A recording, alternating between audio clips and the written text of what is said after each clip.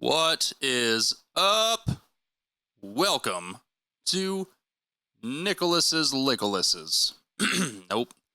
Nick's Licks. Episode 4. I'm gonna do an intro like that eventually. Like a proper one. But until then, you'll just have to deal with that. Anyway, today's topic. The blues. Blues clues. Pentatonic blues clue. Wait, the blues pentatonic clues. I had a few questions about that. Like, I don't really know, or not really questions, but somebody was saying, don't really have much of a blues lick kind of vocabulary, and I like to do that kind of stuff, so it was brought up. And other people as well. I think there's just, people have a couple of standard ideas. Today I'm just going to share with you my approach to the blues pentatonic patterns. Now, obviously, we're talking shred here. Blues, as far as a genre, is way different. I'm not a blues player. Zakk Wylde, in most of his sense, is not a blues player, right?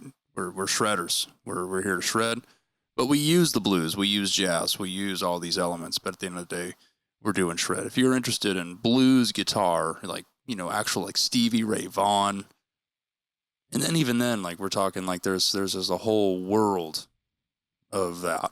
That's a different thing than what we'll be talking about today. Today we're going to be shredding the blues like there's no tomorrow.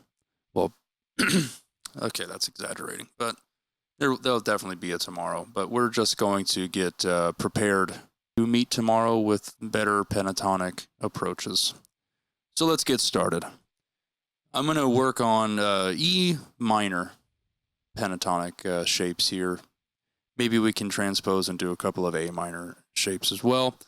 But today I'm going to start off on a pentatonic shape that starts on the 5th position, starting on the low E string here, the 6th string.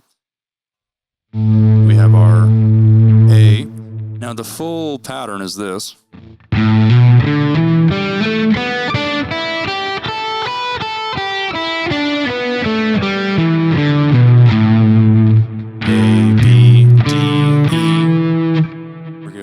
G, A, we're doing a B, D, E, F sharp, A, B.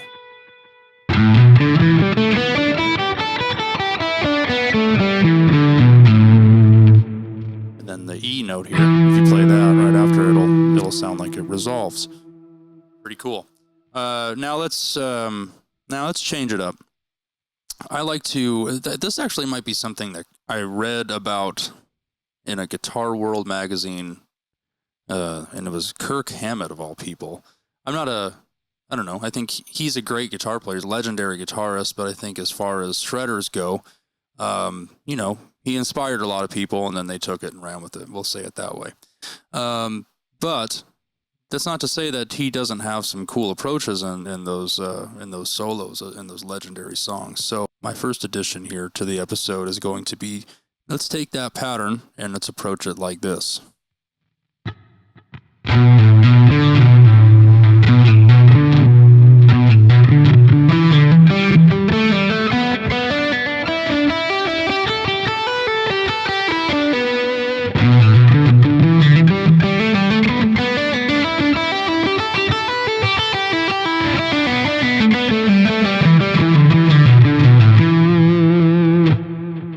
Cool. Let's try it again. Let me lower the camera here so you can see what my right hand is doing. Okay.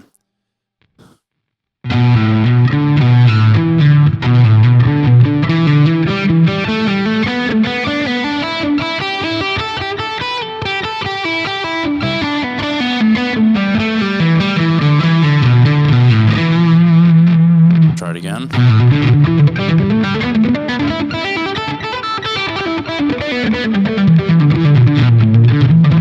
No, I'm just kidding. We're not going to do all that. But you can sort of see how when we speed it up, the bounce starts to happen. And there's this element here that if you can lock into it, it's really cool.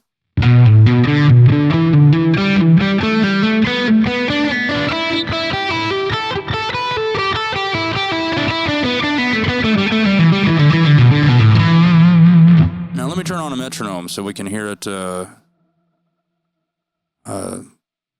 we can try. Here, I'm sorry, I got interrupted here. Let's turn on a metronome for a minute so you can hear what that sounds like. 80 BPM. All right, let's do 80 BPM. Okay.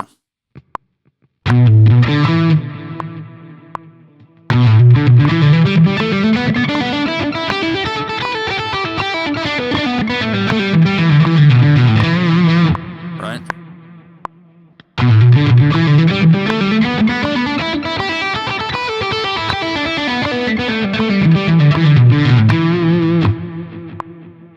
All right, so that's 80 BPM, and it still gets pretty quick. You notice, but practice that slow. You can take that metronome as slow as you need to. Let's take it to 70 BPM.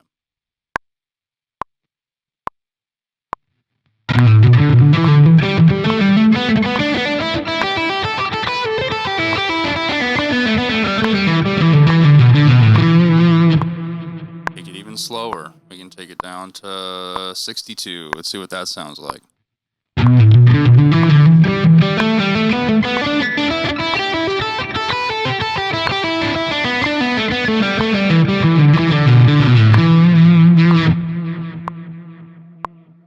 So that's pretty cool.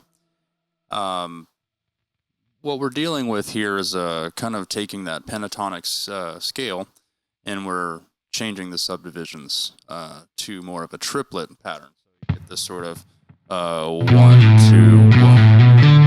1, 2. 1, 2, 3, 4.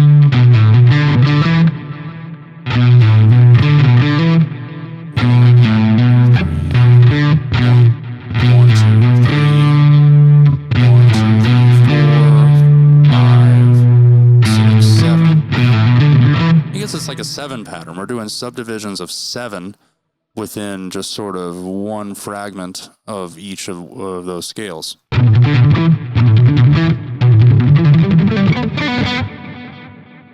So it's only 1, 2, 3, 4, 5, 6, 7, 8. Like there's only 8 notes, right, that we're playing, but we're doing it. We're changing up those subdivisions. It's actually really interesting for my own self to figure out that I've been doing kind of like a 7 pattern with those all these years. We're learning together. That's the whole point of this series, and I'm happy to be here. I'm happy to clear my throat awkwardly, and I'm happy you're here too with me. Back at it. So we got that.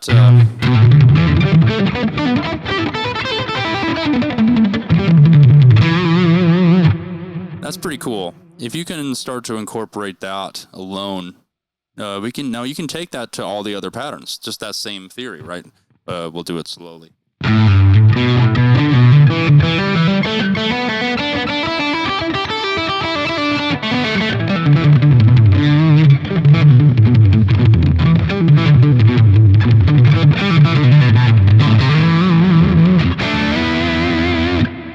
Pretty cool. And you can just take those to all the other patterns, right?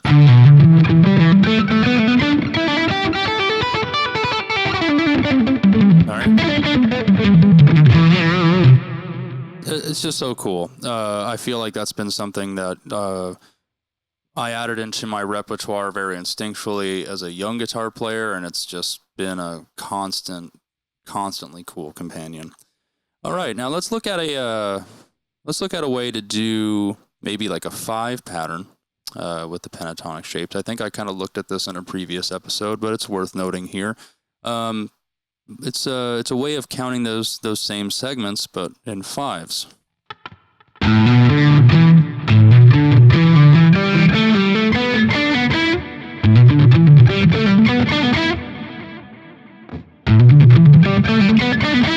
Right, so let's do that over that metronome again.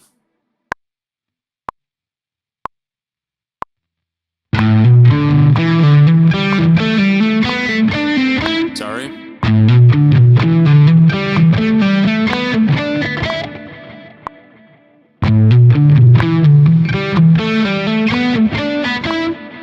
It's pretty cool.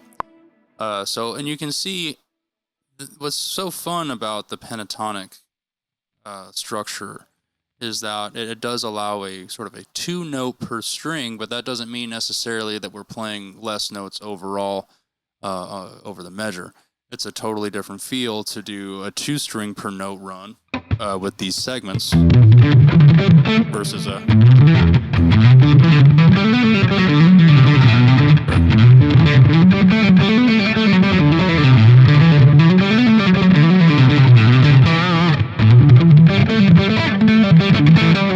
See how it's like it's less busy, but it's also more uniform, and it allows for displacements to occur in different segments over the bars, and that's what's so cool.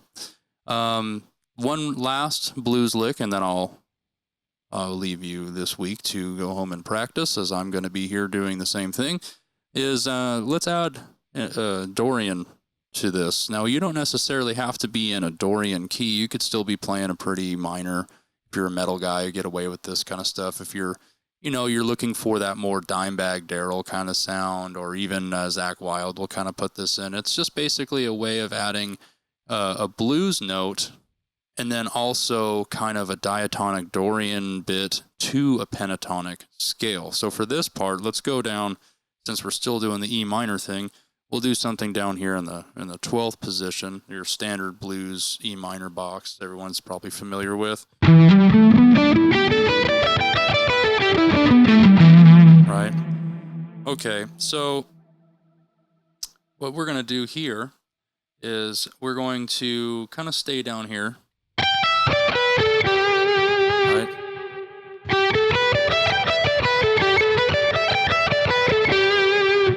Pretty standard.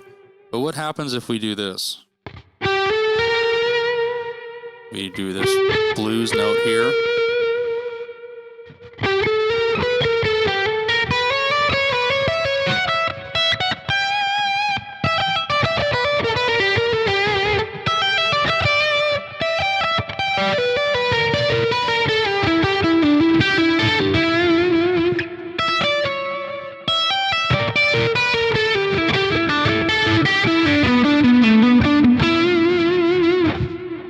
Okay, so what we're going to do here is we're going to take that note and we're going to hammer on from nowhere. Now we're getting into some cool stuff. I want you to hammer on from nowhere on that blues note. So we'll hit that and we'll pick that note, and then no picking, just lay it down. String skip. And now what you're going to do is you're going to hit the note here. This is our D in that shape, and you're going to pick that or pluck it if you're a hybrid picker. So I'm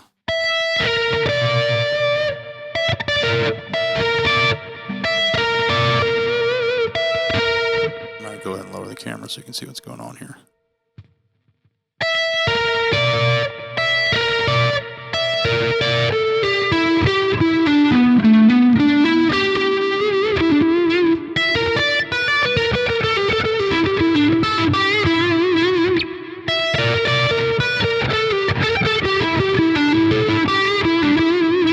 That's cool.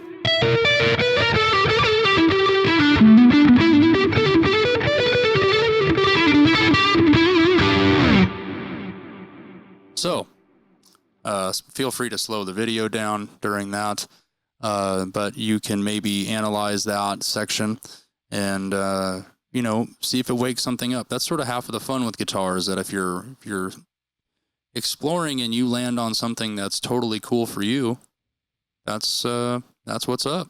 That you've literally just unlocked your own system's way of saying something. So I highly encourage you to take all the things that we've gone over in this video and the previous episode of Nick's Licks and incorporate them. Find how they speak to you. I think one of my favorite sayings is Marty Friedman saying that there's no technique that you're going to take on for yourself that won't change and be somehow expressed by your own being. So I'll leave you with that. I hope you enjoyed today's episode. If you have any questions or you have any topics you would like me to cover in future episodes, please comment below. And don't forget to like and subscribe. hit that notification bell. See you next time, guys. Better practice.